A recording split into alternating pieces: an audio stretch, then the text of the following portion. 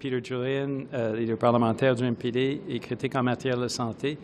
Le fait qu'on n'a pas de recommandation pour changer l'âge, pour que les gens puissent faire effectivement avoir des pistes, des tests pour le cancer de sein, est quelque chose qui est fortement inquiétant parce que là, on voit que surtout les femmes racisées sont plus susceptibles d'avoir le cancer de la sein plus tôt dans leur vie, après l'âge de 40 ans. Et quand on parle d'une possibilité moyenne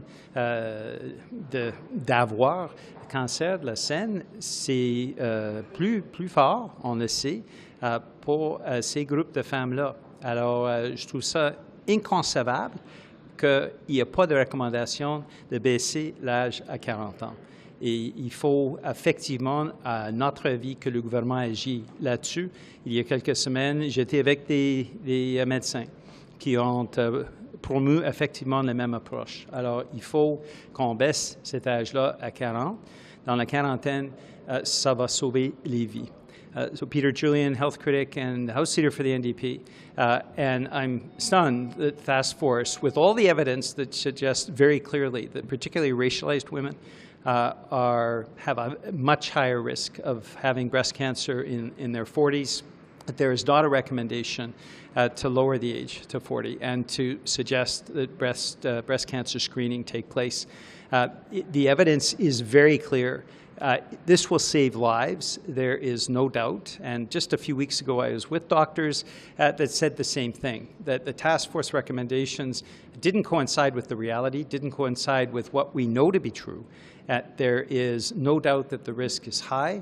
And so rather than saying, well, you can have an exception under 50, there should be a very firm guideline after 40, and that is the way to save lives. Mr. Julian, why didn't the NDP support the foreign interference motion that Chong and the Liberals put forward? We presented it actually twice yesterday, and you'll recall last night, if you were watching, that the second reading adoption came from an NDP motion for the UC. And so we presented it. Hold on. The motion that the Conservatives denied twice had time limits in terms of the committee hearings and a deadline in terms of amendments. There was good faith negotiations that were broken by the Conservatives, but that we'll continue to get to work. The reality is, because the Conservatives denied our motion twice, the committee is not set up with resources for next week yet, and this is ridiculous. So the Conservatives saying no to a motion that they crafted is bizarre to me. I'm flabbergasted. It's not only bad faith. I think it shows a disregard for the issue of foreign interference. The NDP has been the leader in this. We're the ones that proposed the motion that effectively allowed the special rapporteur to resign because we'd expressed non-confidence, and we suggested that a commission was the only way to get to the bottom of it. Conservatives didn't do a thing on this. It was all the NDP heavy lifting, and now we see the same Conservatives trying to play around with an issue that should be nonpartisan. So our critic, Alistair McGregor, continues to engage in negotiations, and we will be coming back to the House in short order. Are you confident that the bill will be enacted before the next election? Yes, absolutely. Absolutely, yep. Do you think that the task force on breast cancer screening should be... Sorry? Do you think that the task force on breast cancer screening should be disbanded? I think ultimately the task force is providing recommendations. I think it's very clear that the evidence suggests something other than the conclusion that the task force has presented. So they can make recommendations, but ultimately the Minister of Health has the ability to work with the provinces and to ensure that the movement that we're already seeing, which is lowering the breast cancer screening to the age of 40, that is put into place. But I'm disappointed in the task force conclusions because certainly from what I'm hearing from doctors and certainly from the evidence that is very clear, it's not an appropriate recommendation. Would there be like a membership review on who's in this task force? Our understanding is that the voting members, not a single one of them is an oncologist. Do you think that's a problem? I think it is. And that's when I had the press conference a few weeks ago with a number of doctors and oncologists, that was one of the concerns that they raised about the task force, the current composition. I think for most Canadians, the task force recommendation to not lower the screening age doesn't pass the nod test. We're aware of breast cancer, how aggressive it is, how we're seeing increasing rates, particularly among racialized women, and we need to save lives, and that should have been their primary preoccupation. I've got to go back in the House. So, question on dental care. The minister has said that they'll expand eligibility in June, but not necessarily June 1st. Does the NDP have any feelings about that, given the deadlines? Well, the eligibility is being extended, but it does take a number of weeks to transition. What is clear, the NDP forced the government to do this. The government was not in favor of dental care. It's already been an overwhelming success. So NDP dental care, 120,000 seniors have already had access to dental services. I'm hearing from them. In some cases, it's for the first time in their lives. Over 2 million seniors have already signed up. So the NDP's dental care plan is working. Jagmeet Singh was brilliant in pushing for this, and the NDP, of course, has been pushing for it for years. And we're going to continue to push that now people with disabilities and kids under 18 can sign up, and eventually, by the end of the year, all Canadians under that family income cap who don't have access to a dental care plan will have access to dental care. And this is because of Jagmeet Singh and the NDP. I'm sorry, I have to go in the House. I can see the Health Minister responding. Thanks so much.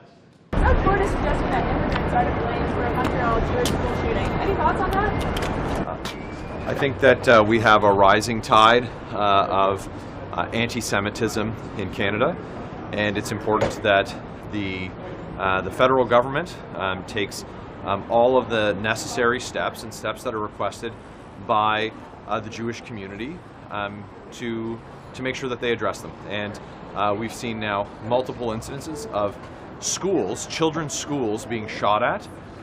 We've heard testimony or statements by students at school board meetings where they're now seeing regular acts of anti-Semitism that aren't being acted on by school officials. But the bare minimum that needs to be done, the minimum steps that need to be taken, are that whether it's at a school board level, at a municipal level, provincial or federal, and so I'll speak to federal questions and let provincial politicians say what they're going to say. But we need to call it out, identify that it's unacceptable, and then take the reasonable steps that are necessary. We've listed what some of those steps are.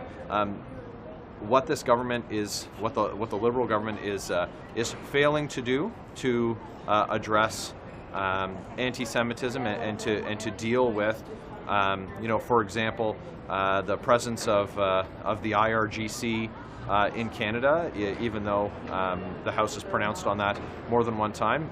Those are the failings that need to be addressed in this place. But just let me be crystal clear.